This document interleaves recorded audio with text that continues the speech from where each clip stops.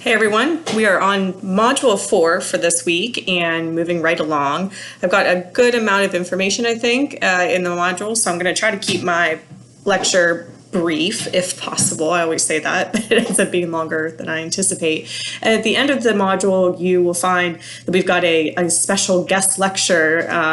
Dr. Glenn was actually on the course a number of years ago when I first taught this course, and I was on a short maternity leave at the beginning of the semester with my second child, and so she jumped in and taught the course for me for the first 6 weeks or so, and she provided this great lecture, I think, that goes along nicely with both Module 3 and Module 4. And I think it really ties into your reflection paper as well. So I encourage you to listen to her guest lecture on attending behavior. She's very knowledgeable and was in the field for a good amount of time and certainly knows and has been trained well honed micro skills, if you will. So with that being said, what we are talking about today is observation skills. And so we're moving right along, and hopefully everybody is taking that time, and with your significant others and peers and colleagues and whomever, even the people at the grocery store, practicing these skills of listening, practicing attentive listening, effective listening, active listening, and now we're going to be looking at verbal behaviors and nonverbal behaviors, because those are just as important when we're working with clients. And so when we're talking about verbal behaviors and nonverbal behaviors, we're talking about, of course, those behaviors that are expressed by our clients, but also how we are expressing ourselves, because our clients are watching us. Even if we are there just attending to them, expressing empathy, providing reflection and feedback, they're watching our nonverbal behavior as well. And so I mentioned last week about, our posture and how we're, sitting across from a client and what we should be doing, how we should be attentive to that situation and present and focused whenever we're working with clients. But there are other different nonverbal behaviors that we might display that we might not be aware of, and verbal behaviors that we might just, again, not be aware of. So I think in the textbook at some point, Ivy mentions that the best way to figure out what your patterns of verbal and nonverbal behavior are would be to film yourself, video yourself. I don't know why we continue to say film whenever there's no film anymore, but so videoing yourself, which is probably the most uncomfortable thing that you will do in this program, but it's a necessary evil for a number of reasons. But videoing yourself and watching yourself back and being able to see, what types of behaviors you have with a client. You will be doing this with those observations that are part of the assignments, part of the class. When you're doing some role playing, you will be doing that. There's no way for me to force you to watch those videos back, but it really is part of the process of learning what skills you need to focus on when you're working, even in those mock counseling scenarios, and ways that you can improve, setting some personal goals for yourself in terms of developing all of these counseling skills. So it's very awkward to watch yourself, and in these early months and these early semesters, there's not as natural of a flow that comes within these mock counseling sessions, and that's okay. Again, that's where you are in your level of learning. So, excuse me. So like I said, we're talking about nonverbal behaviors and verbal behaviors. So there are lots of key words that come into play with this particular chapter, with chapter 4. We are always being considerate of and asking questions when we don't know about somebody's cultural background, about how verbal and nonverbal behaviors are expressed within our client's culture. We live in a very individualistic society here in the United States, and that's not the case in the rest of the world. And for that reason, our behaviors may look different. There's also the words that are used throughout this chapter of concreteness versus abstractions, okay? And so you'll notice when you start meeting with clients, and really when you're talking with anybody, that some people tend to be more flowy, right? more analytic of, their thought processes of situations that are going on. And then you've got on the other side of it, people that are kind of that more black and white, this is a situation, this is what was done, this is what I said, and this is how I feel about it. And that's concrete. Ideally, we're helping clients get to a nice little middle ground, right? And that middle ground enables us to learn what we need to learn about our clients and about the stories that they're sharing with us. Neither one is best. Right. So somebody can be very abstract, and that's just fine. That's a personality. But being able to get them to provide specific examples of things that are happening in their life. Maybe you've assigned some homework to them between counseling sessions, and you want to make sure that they're really following through on the things that they are telling you that they're following through on. And so rather than your client saying, oh, yes, I completed that worksheet, or yes, I tried out that technique that, put me out of my comfort zone.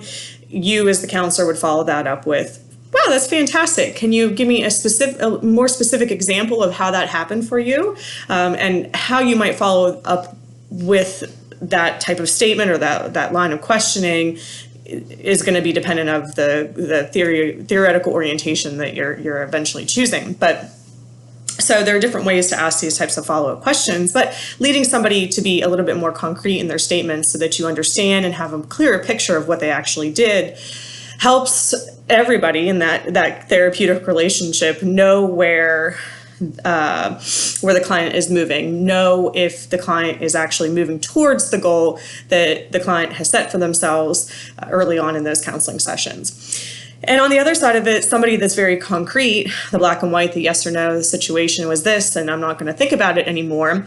Getting that individual to be a little bit more reflective about the situation, about the circumstances, about their reactions, whatever it might be, getting them to think a little bit deeper about their behaviors. That's where that change can come about with a client.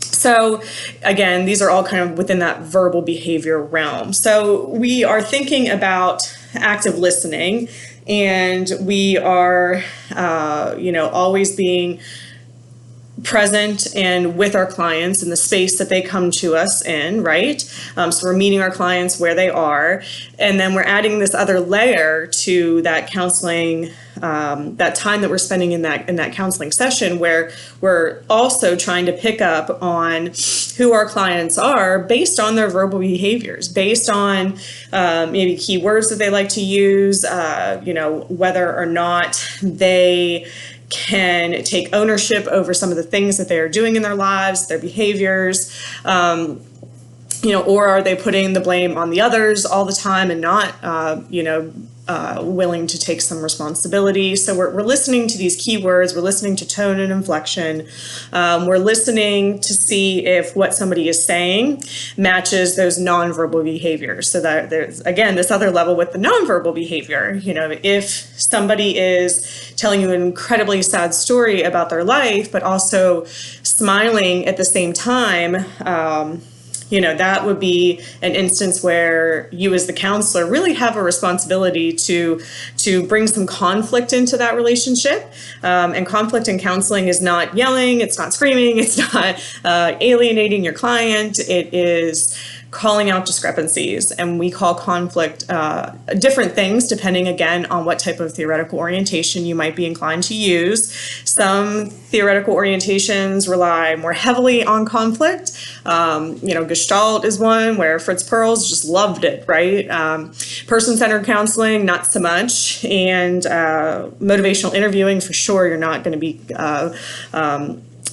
incorporating conflict into those discussions. But so there are different ways that, based on the theory that you might be using in that counseling setting, that you might be calling a client out more or less, right? Making sure that they are aware that you see that their actions and behaviors don't always match what those nonverbal expressions are to you. So again, we have to wear many hats as the counselor, right? We have to be listening, we have to be reflecting, we have to be watching what they're doing and processing it all. And, in a very short amount of time, in a 50-minute session, kind of analyzing what our clients mean whenever they say the things that they say.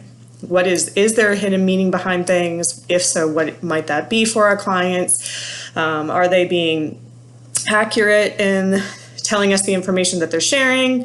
How does culture play a role in all of it? And when we are unaware of what that might be or how that might look, we are owning that and asking our clients to provide a little bit more history and background about who they are and how they might express themselves based on their cultural upbringing and their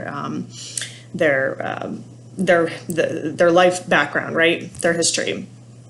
So, yeah, I think I'm going to leave it at that. I told you I'm trying to be short and sweet today. So I provided an article on confrontation and psychotherapy. There's also a video example of confronting, because I think it's important to just kind of show you all what that looks like now. Because again, that's one of those little things that's uncomfortable to do. Sometimes clients will come to us and not be very happy. You really haven't lived as a counselor until you've been screamed at for something you haven't done, or that has nothing to do with you, by a client, and that will happen. But so that's not the type of conflict that I'm talking about when I mention conflict in terms of the counselor bringing conflict into that relationship. But again, it depends on what type of theoretical orientation you might be using when you eventually get out there and practice in the real world. So, trying to think if there's anything else. The reflection paper, again, it is due at the end of this module. We're going to be kind of reviewing the attending and empathy and all of that in that case study. It came from the textbook, so that's not something that I did. I'm not the counselor, the made-up counselor in that. In the little story that's provided with the reflection paper. So, it's really a basic paper, but I do want it APA style, so double-spaced, a student title page. You don't have to be using references for these reflection papers. You should be able to get everything you need out of the lecture notes and all the supplemental information within the courses. But if for some reason you are using an outside resource, of course, you'd want to cite that appropriately. So with that being said, if anybody has any questions, any issues, let me know. And I hope you enjoy Dr. Glenn's lecture at the end of this module, and I will see you all soon.